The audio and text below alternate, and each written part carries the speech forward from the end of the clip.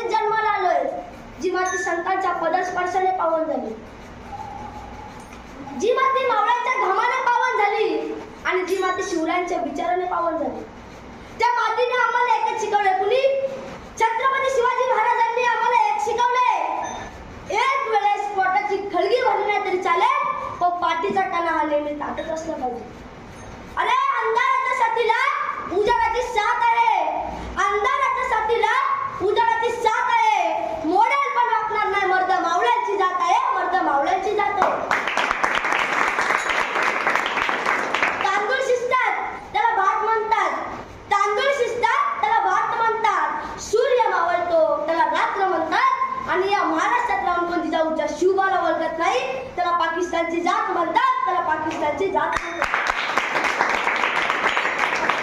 या अभंगामध्ये नामदेव महाराज म्हणतात की बाबांनो, मी संत संगतीचं काय वर्णन करू? तर आपल्याला लगेच प्रश्न निर्माण होतो, संत कुणाला म्हणायचं?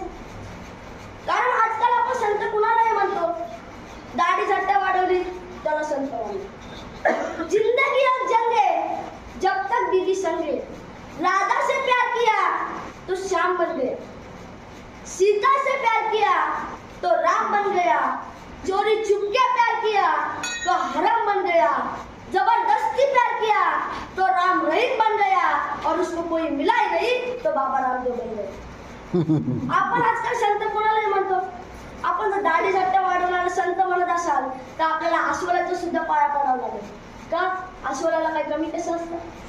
आपण जर लंगोट घालणारा जर संत म्हणत असाल तर आपल्याला पारद्याच्याही पाया पडावं लागेल, कारण पारदी हा दिवसभर लंगोट म्हणत असतो.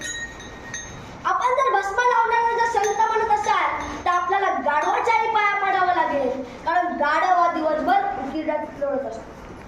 अस्वलाच्या अंगाला काय लांब लांब झटा, पारदी दिसे त्यागी मोठा, कुत्र्याच्या अंगाला जशी भगवी छटा आणि गाढवाच्या अंगाला भस्माचा तोटा. विठ्ठल